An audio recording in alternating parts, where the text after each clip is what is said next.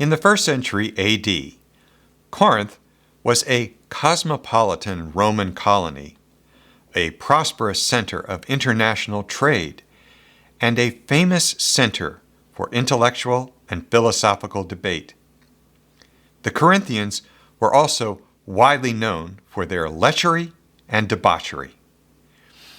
Paul established a Christian congregation in Corinth around 51 AD during his second missionary journey, but within 5 years they were struggling with many serious spiritual problems. So he sent them a letter to address a scandal that was widely known and yet openly tolerated. 1 Corinthians 5, verse 1. It is actually reported that there is sexual immorality among you, and of a kind that is not tolerated even among pagans. For a man has his father's wife, and you are arrogant. Ought you not rather to mourn? Let him who has done this be removed from among you. The elders had failed to enforce biblical standards of conduct, so Paul exercised his apostolic prerogative to excommunicate this individual and rebuke the congregation for their laxity. He used a vivid analogy that they would all understand to explain why it was important to maintain high moral standards in their decadent city. 1 Corinthians 5, verse 6. Your boasting is not good. Do you not know that a little leaven leavens the whole lump? Cleanse out the old leaven, that you may be a new lump, as you really are unleavened. For Christ, our Passover lamb, has been sacrificed. Let us therefore celebrate the festival, not with the old leaven, the leaven of malice and evil, but with the unleavened bread of sincerity and truth. Paul compared sin with a small amount of leaven that a baker would knead into a fresh batch of dough.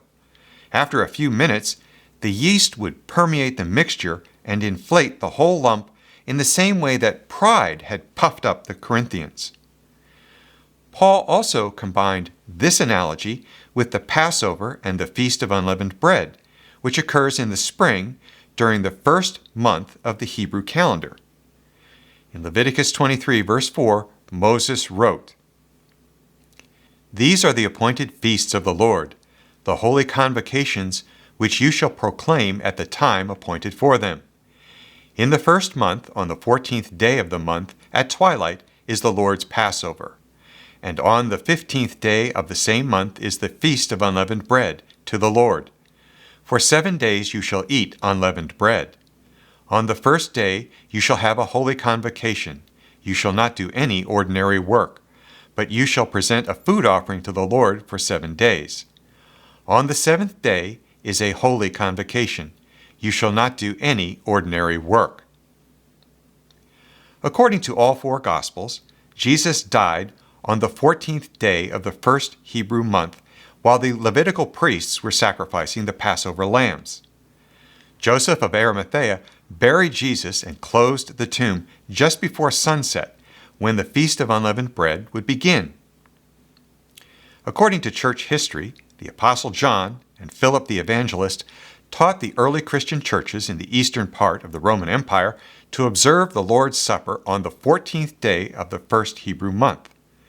Historians refer to these faithful Christians as quartodecimans, which is the Latin term for 14. Paul probably wrote 1 Corinthians in the spring, since he mentions the Passover, the Feast of Unleavened Bread, and the Lord's Supper in this same letter. And we know that Christians in the East were observing the Lord's Supper at Passover.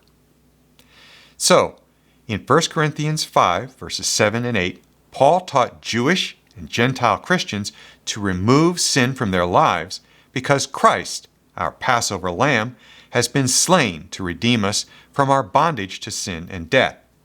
He also told them to remove leaven from their homes and keep the Feast of Unleavened Bread to symbolize their repentance and commitment to live holy lives.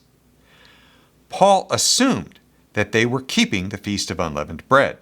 If they weren't, they would not have understood his analogy, and it would have been meaningless to them. This passage is just one piece of evidence that Christians held the Old Testament in high regard. Passage after passage in the New Testament shows that the Torah is God's basic definition of right and wrong for all humanity. Jesus expected his disciples to teach and keep the Mosaic law, and the apostles affirmed the authority of the Torah. So the law of Moses is still relevant as a guide for proper Christian behavior.